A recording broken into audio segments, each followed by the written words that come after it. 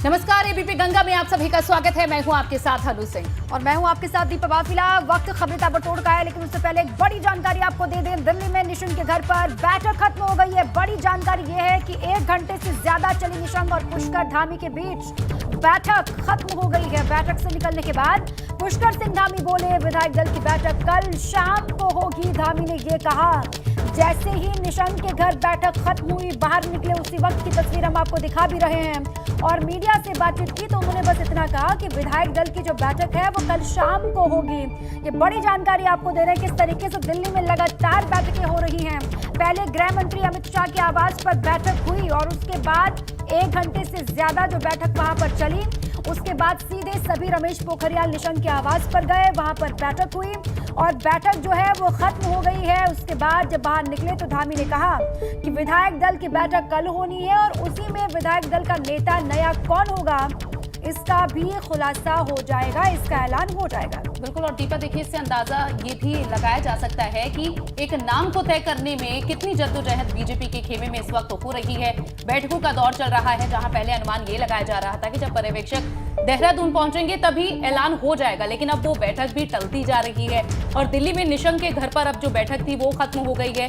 तो दिल्ली में जो बैठकों का दौर है उसका लगातार चलना ये संकेत है कि इस वक्त काफी ज्यादा माथापच्ची आलाकमान को करनी पड़ रही है कि किस नाम को चुना जाए। विधायक दल की बैठक ये माना जा रहा है तभी होगी जब फाइनल नाम हो जाएगा, जब तय हो जाएगा और उसके बाद रायशुमारी बनाने के लिए इस बैठक में फैसला लिया जाएगा। क्या कुछ कहा है पुष्कर सिंह धामी ने बाहर निकलने के बाद, सुनाते हैं आपको। नहीं, देखिए, ये चूंकि हम लोगों की इतनी प्रचंड बहुमत की जीत माननीय प्रधानमंत्री जी के नेतृत्व में हुई है, उसके बाद चूंकि सरकार गठन की प्रक्रिया चल रही है, तो उसमें सभी वरिष्ठ लोगों के बीच में जो है पिछले चुनाव का और सारी चीज़ों का आगे कैसे होना है उसके संबंध में सारे वरिष्ठ लोग बैठे थे, आपस में चर्चा हुई है और कोई अलग से कोई ऐसी बात नहीं है। आपकी चर्चा ज़्यादा रही है? नहीं, देखिए, ये तो पार्टी का हाईकमान और विधानमंडल दल कल 11 बजे विधायकों को शपथ की बात की जा रही है। क्योंकि एक प्रक्रिया है, 24 मार्च को हमारी जो ये विधानसभा है इसका कार्यकाल पूरा हो रहा है। तो एक प्रक्रिया के तहत कल 11 बजे प्रातःकाल जो है नए विधायकों की शपथ ग्रहण का समारोह रखा गया है। वो 2-3 घंटे 4 घंटे जितना भी चलेगा कल चलेगा। विधायक दल की बैठक कल शाम को। हाँ, मैं देहरादून नहीं, मैंने बताया था वो जो है हमारे विधानमंडल और पार्टी के हाईकमान के द्वारा तय। और चलिए ज्यादा जानकारी लेंगे। अविनाश तिवारी हमारे संवाददाता इस वक्त दिल्ली से हमारे साथ जुड़ चुके हैं। अविनाश, जहां इस वक्त कार्यवाहक सीएम ने तो ये कह दिया है कि विधायक दल की बैठक में फैसला हो जाएगा कौन सीएम होगा, लेकिन उससे पहले ये जो बैठकों का दौर चल रहा है ये क्या बताता है? जी देखिए, अगर बात करें तो जिस तरीके से केंद्रीय गृह मंत्री के आवास पर बैठक हुई तमाम सारे उत्तराखंड के नेताओं की, तो वहाँ पे सभी नेताओं की राय जाने गई है, उनसे मशवरा लिया गया है, उनके साथ चिंतन मनन किया गया है। लेकिन अभी भी सीएम के नाम को लेकर के किसी एक नाम पे पुष्टि नहीं की गई है केंद्रीय आलाकमान की ओर से। यही कारण है कि जब कार्यवाहक मुख्यमंत्री पुष्कर सिंह धामी से पूछा गया कि क्या आप अगले मुख्यमंत्री होंगे या फिर अगला मुख्यमंत्री कौन होगा, तो उन्होंने यही कहा है साफ तौर पर कि जो भी निर्णय केंद्रीय आलाकमान करेगा उस निर्णय का सभी सम्मान करेंगे, उस निर्णय के साथ सभी जाएंगे। यानी कि अभी खुद पुष्कर सिंह धामी को भी नहीं कहा गया है कि वही आगे राज्य में कंटिन्यू करेंगे या नहीं करेंगे। अब जो हमारे सूत्र बता रहे हैं उसके अनुसार यह है कि जिस तरीके से गृह मंत्री ने तमाम तरह राज्यों का फीडबैक ले लिया है, तो आज देर शाम प्रधानमंत्री के साथ उनकी बैठक होगी, जहां पे पार्टी के जो शीर्ष नेता हैं वो मौजूद रहेंगे, जिनमें अगर बात करें तो रक्षा मंत्री राजनाथ सिंह रह सकते हैं। इसके अलावा अगर बात करें तो पार्टी के राष्ट्रीय अध्यक्ष जेपी नड्डा, पार्टी के राष्ट्रीय संगठन महासचिव बीएल संतोष और खुद गृह मंत्री के साथ ये बैठक प्रधानमंत्री आवास में हो सकती है, जहां पे जिस तरीके से तमाम राज्यों में सरकार के गठन को लेकर के वहां के नेतृत्व से मशविरा किया गया है, इसको लेकर के प्रधानमंत्री के साथ एक आखिरी सहमति बनाई जाएगी और प्रधानमंत्री फिर जब अंतिम मुहर मारेंगे तो उसी नाम पर सहमति बनेगी। क्योंकि उत्तराखंड में सियासी समीकरण जिस तरीके से हैं, इसलिए उत्तराखंड में अभी तस्वीरें स्पष्ट नहीं है। अब देर शाम जब पीएम आवास पे बैठक होगी तो वहां पे तस्वीरें स्पष्ट होगी कि अगला मुख्यमंत्री कौन होगा, लेकिन उस अगले मुख्यमंत्री के नाम का ऐलान कल विधानमंडल दल की जब बैठक होगी तभी किया जाएगा, उसके पहले नहीं किया जाएगा। लेकिन जिस तरीके से अब सियासी जैसे समीकरण नजर आ रहे हैं। अब उसमें बादल और ज्यादा गहरे हो गए कि क्या पुष्कर सिंह धामी के नेतृत्व में ही अगला मुख्यमंत्री रहेगा या फिर अगले मुख्यमंत्री कोई और होगा। क्योंकि जिस तरीके से पुष्कर सिंह धामी की बॉडी लैंग्वेज थी, जिस तरीके से तमाम सारे बयान निकल के आ रहे हैं पार्टी के नेताओं के, ऐसे में कहा जा सकता है कि किसी एक नाम को लेकर कॉन्फिडेंट नहीं हुआ जा सकता है। यानी कि खुद पुष्कर सिंह धामी के नाम को लेकर के कॉन्फिडेंट नहीं हुआ जा सकता है कि उनको दोबारा से राज्य की सत्ता सौंपी जाएगी। क्योंकि बीजेपी के जिस तरीके से अतीत रहा है कि जहां हारे हुए व्यक्ति को मुख्यमंत्री नहीं बनाया है, वहीं जिस तरीके से अब वर्तमान में इस सारे समीकरण में एक बार फिर से जिस तरीके से पुष्कर सिंह धामी नजर आ रहे हैं, तो वहां से अब देखना बड़ा दिलचस्प होगा कि राज्य की सत्ता किसको सौंपी जाती है। क्योंकि पुष्कर सिंह धामी अपने लिए लगातार लॉबिंग तो कर रहे थे, अपने हारने के कारण को लेकर के सहमति नहीं बन रही है, इसीलिए इतनी माथापच्ची हो भी रही है। दून से दिल्ली तक ये लगातार तस्वीरें जो बयां कर रही हैं वो यही कि एक नाम को लेकर एक मत नहीं बन पा रही है। सीनियर नेता कुछ और बोलते हैं। लगातार सोशल मीडिया पर भी हम देख रहे हैं कि कुछ विधायक जो हैं वो पुष्कर सिंह धामी के सपोर्ट में भी खड़े हैं। रवि भी लगातार बने हुए देहरादून से। रवि, देखिए दिल्ली में जो बैठकें होनी थी पुष्कर धामी की मौजूदगी में, वो बैठक खत्म करके देहरादून के लिए रवाना हो रहे हैं पुष्कर सिंह धामी। ये जानकारी उन्होंने खुद दी है। अब वहां पर उनका आज का क्या कुछ कार्यक्रम रहेगा, कोई जानकारी है क्या?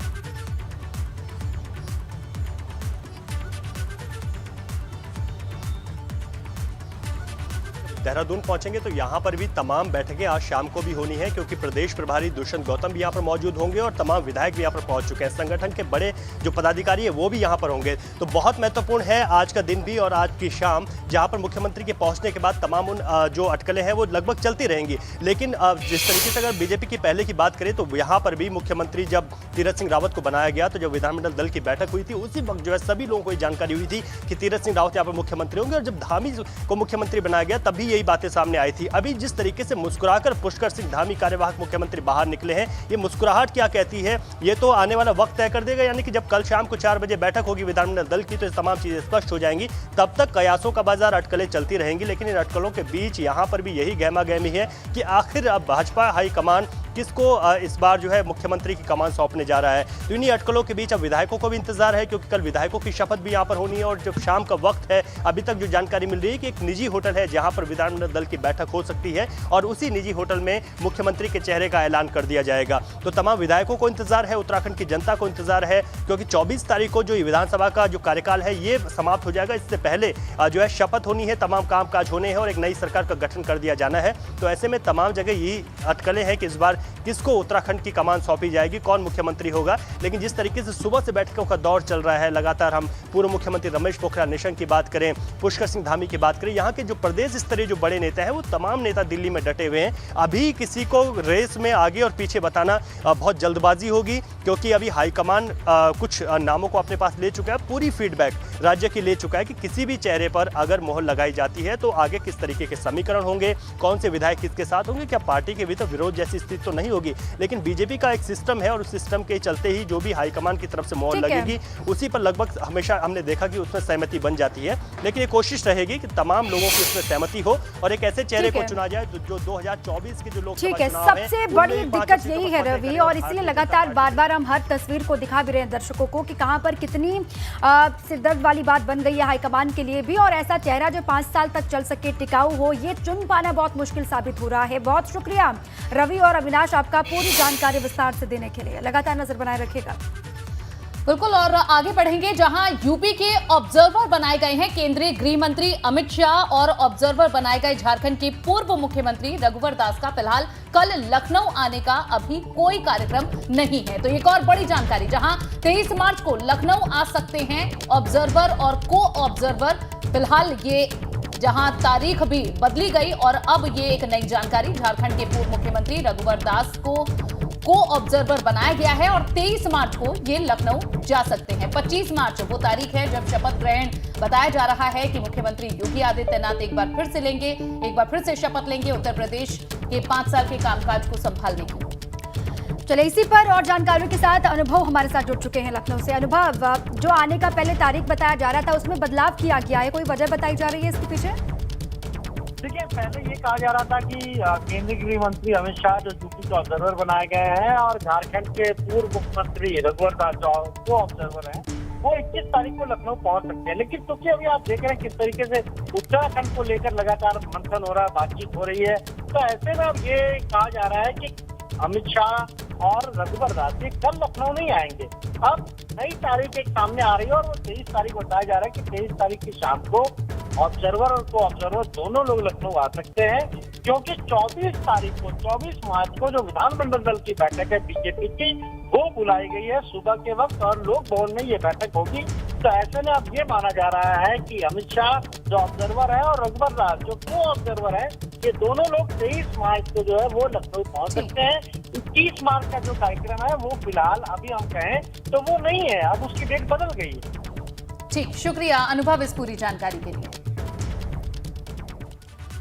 अब आगे बढ़ते हैं। एक और बड़ी खबर है, स्वतंत्र देव सिंह ने प्रधानमंत्री को लिखी चिट्ठी में यूपी में भाजपा की जीत का जिक्र किया। पीएम के मार्गदर्शन में जीत मिली है। स्वतंत्र देव सिंह ने कहा है, भारतीय जनता पार्टी के प्रदेश अध्यक्ष हैं उत्तर प्रदेश के स्वतंत्र देव सिंह, जिन्होंने चिट्ठी लिखी है पीएम मोदी को और जो प्रधानमंत्री मोदी का मार्गदर्शन मिला उत्तर प्रदेश के चुनाव में, उसको लेकर उन्होंने आभार व्यक्त किया होगा, आभार जताया होगा और जीत मिली इसका भी जिक्र उन्होंने किया है। प्रचंड जीत को लेकर गदगद हैं बीजेपी के तमाम दिग्गज। देखिए दीपा, ये वो चिट्ठी भी है यही वो चिट्ठी है जो स्वतंत्र देव सिंह ने पीएम मोदी को लिखी है और यूपी में भाजपा की जीत का जिक्र यहां किया गया है। पीएम के मार्गदर्शन में जीत मिली है, ये बात इस चिट्ठी में लिखी गई है, जहां प्रधानमंत्री मोदी ने उत्तर प्रदेश के चुनावों में पूरी मेहनत से और कई ऐसी रैलियां और जनसभाएं की हैं, जिसकी बदौलत माना जा रहा है कि वाराणसी और कई क्षेत्रों में जो क्लीन स्वीप हुआ है वो पीएम मोदी के इन रोड शोज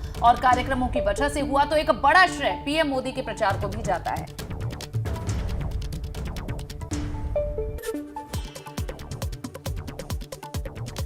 पीलीभीत में मामूली कहासुनी में जमकर चले लाठी डंडे, एक दूसरे पर बरसाए लात घुसे, मारपीट का वीडियो सोशल मीडिया पर वायरल। मारपीट में कई लोग घायल।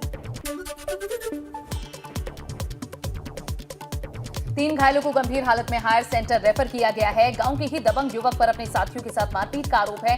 थाना सुनगढ़ी क्षेत्र के चिड़ियादा गांव का ये मामला है।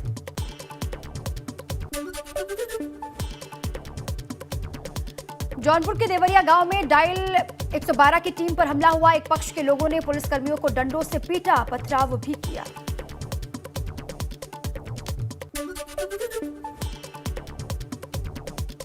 इस हमले में एक पुलिसकर्मी घायल है, बाकी पुलिसकर्मियों ने भागकर अपनी जान बचाई। जमीन विवाद की सूचना पर पहुंची थी पुलिस। विवादित जमीन के निर्माण कार्य को लेकर 2 पक्षों में विवाद हुआ था। बागपत के फतेहपुर पुट्टी गांव में 2 पक्षों में खूनी संघर्ष हुआ। पसंद के उम्मीदवार को वोट न देने पर विवाद हुआ था। 2 दिन बाद मारपीट का वीडियो वायरल हुआ। दोनों पक्षों के 13 लोग जख्मी हुए। गाजीपुर के कोतवाली थाना क्षेत्र में दबंगों का आतंक, घर में घुसकर लोगों से की मारपीट, लाठी डंडों से लोगों को पीटते हुए सीसीटीवी में कैद हुए दबंग। दिल्ली में अमित शाह के घर उत्तराखंड सरकार को लेकर बड़ी बैठक में जेपी नड्डा, बीएल संतोष रहे शामिल। तो वहीं पुष्कर सिंह धामी, मदन कौशिक, त्रिवेंद्र सिंह रावत, रमेश पोखरियाल निशंक भी बैठक में मौजूद रहे। अमित शाह के घर में बैठक पर जाने से पहले त्रिवेंद्र सिंह रावत ने कहा कि हमारे पास सीएम फेस की कमी नहीं है, उत्तराखंड की जनता ने हमारे काम पर मोहर लगाई है। उत्तराखंड के सीएम को लेकर दिल्ली में रमेश पोखरियाल निशंक के घर पर भी हुआ मंथन। पुष्कर सिंह धामी, मदन कौशिक, त्रिवेंद्र सिंह रावत ने निशंक के साथ की बैठक के बाद बोले धामी, कल होगी विधायक दल की बैठक। कल सुबह विधानसभा में शपथ लेंगे उत्तराखंड के सभी विधायक। विधानमंडल दल की बैठक से पहले सभी विधायकों को दिलाई जाएगी शपथ। प्रोटेम स्पीकर बंशीधर भगत दिलाएंगे विधायकों को शपथ। सोमवार को होगी उत्तराखंड भाजपा के विधायक दल की बैठक। 21 मार्च को देहरादून पहुंचेंगे पर्यवेक्षक। शपथ ग्रहण को भव्य बनाने की तैयारी। दून में शनिवार को संगठन महामंत्री अजय कुमार की अध्यक्षता में हुई बड़ी बैठक। विधानसभा चुनाव में हार की समीक्षा करेगी उत्तराखंड कांग्रेस। 21 और 22 मार्च को पार्टी चुनावी नतीजों की करेगी समीक्षा। देहरादून में होगी कांग्रेस की समीक्षा बैठक में जीते हुए विधायक और प्रत्याशी रहेंगे मौजूद। यूपी में प्रोटेम स्पीकर तय करने के लिए विधानसभा सचिवालय ने राजभवन को भेजे 17 नामों की लिस्ट। सुरेश खन्ना, रमापति शास्त्री, माता प्रसाद पांडे, सतीश महाना, रघुराज प्रताप सिंह का नाम शामिल है। आजम खान का नाम भी मौजूद है। विधानसभा चुनाव में मिली हार के बाद अब बसपा फिर से काडर नेताओं की टीम को करेगी तैनात। इसी महीने हो सकती है बसपा के प्रदेश संगठन की बैठक में ऐलान कर सकती है मायावती। भाजपा आज जारी कर सकती है बाकी 6 एमएलसी प्रत्याशियों के नाम। शनिवार को जारी की गई थी 30 प्रत्याशियों की लिस्ट। सपा से भाजपा में आए कई चेहरों को दिया गया मौका। योगी आदित्यनाथ ने गोरखपुर में पल्स पोलियो महाअभियान का किया आगाज। 28 मार्च तक चलेगा पल्स पोलियो अभियान। 3 करोड़ 40 लाख बच्चों को ड्रॉप पिलाने का लक्ष्य। सीएम बोले यूपी में कोरोना प्रबंधन की हुई तारीफ। योगी आदित्यनाथ ने इस मौके पर कहा, स्वस्थ भारत अभियान सशक्त भारत अभियान का है हिस्सा। सब लोग एक साथ सामूहिकता से जुड़ेंगे तो इसके सफल और सार्थक परिणाम सामने आएंगे। योगी आदित्यनाथ ने कहा कि पल्स पोलियो अभियान के अलावा बच्चों को बीमारियों से बचाने के लिए मिशन इंद्रधनुष भी चलाया जा रहा है और इसी तरह ये बच्चों की सुरक्षा करता रहेगा।